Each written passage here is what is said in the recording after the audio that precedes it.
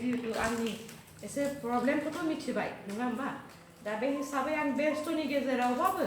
जेला जेला आङो मदद होनो हायो बे जेला जेला आंनि सब समायैनो दङ बेहाय आं सब समायैनो रायलायहरबाय थायो बिना नोंजोंनो हक सब समायनो नोंसोर उमुग उमुगाव थांदो होननाया थाबाय थागोन फिजिकेलि आं थायाबाबो आंनि नैबे मेन्टेला सब समाय थाबाय थागोन आरो दा बे हिसाबै जेराव जेराव पेरेन्ट बडिफ्रा वुमेन सेक्सनखौ दानो हायाखै दिनै क'क्राझार डिस्ट्रिक्टआ बावखुंग्रि ब्लकआवहाय गैया जाहाथे थांनानै जोंना डिस्ट्रिक्ट प्रेसिडेन्टआ बेखौ थाब दाहैनाय जायो जाहाथे सालाकाटिया गैया सालाकाटिया जोंहा गोगोम एक्टिभ वार्कार्सआ फैदों खिन्थु ब्लकआनो गैया मानि थाखाय बेखौ पेरेन्ट बडिया दानो हानाय जायाखै बेनि थाखायनो दा बेखौ जाहाथे खालामो आरो बेखौ जाहाथे माने जोंनि सेन्ट्रेल CWCनि प्रेसिडेन्ट आरो सेक्रेटारिया जाहाथे बे 10टा समस्तियावबो 10टा जिल्लायावबो खबर लाबाय थानाय जायो एभ्रि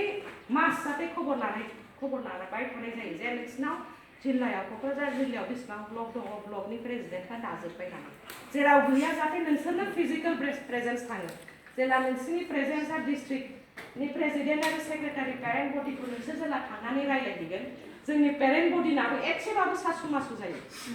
जों दाबो दानानै लानो हायाखै एसे लाजिनाया फैयो आरो जाहाथे बे प्रेसारखौ जोंनि डिस्ट्रिक्ट जोंनि CWCनि प्रेसिडेन्ट आरो सेक्रेटारिया बेखौ दोननो हायो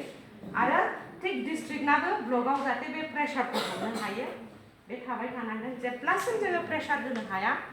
अब्लासिम जों बुथसिम थांनो हानाय नङा बुथसिम थांनो हायागौ माने जोंनि अबजेक्टिभ जोंनि थांखिखौ जोङो मोनहैनो हानायनि राहाया एसेबाबो गोब्राब जायो बिराद कम्पिटिसन दिनै BJPआ जिहेतु पावाराव दङ नङा होमबा जिहेतु पावाराव दङ आरो जिहेतु गोबां बिसिना पावारजों लोगो लोगो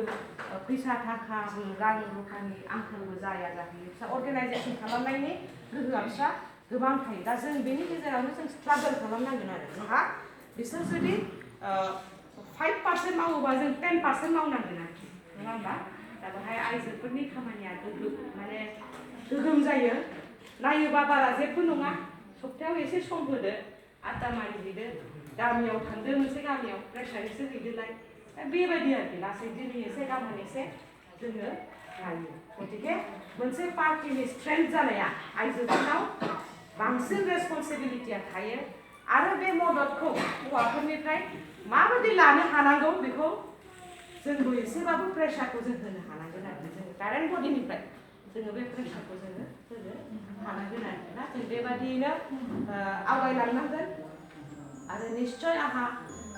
गोसोआव जोबोद कनफिडेन्स दङ जों आवगायलांनो हागोन होननानै आरो बायदि बायदि एभ्रि अकेशनखौ जों गारनो नाङा आमथिसुवाबाबो जों गारनो नाङामोन दाख्लै खिन्थु जानानै थांबाय आमथिसुवाबाबो जों गामियाव थांनानै जोङो ज' खान्थाल थाइजौ जाहैलायनांगौ दा जोंनाव आरो मा फैबावगोन माइ गायनाय हाल जांख्रायावबाबो जोङो एसेबाबो खबर लालायनांगौ नङा होमबा बा सोरबा माबायदि बिपद आफद जादों अबाहाय जोंनि गभर्नमेन्ट सरकारनि स्किमफ्रा मोजां सफैदों सफैयाखै बेखौ जोङो मोजाङै खबर लालायनानै जोङो रायलायनांगौ होनलायनांगौ दा जोंनि गेजेराव माबाफोर फैनांगौ फैयाबा जेब्लाबो फिसा फिसा खालामो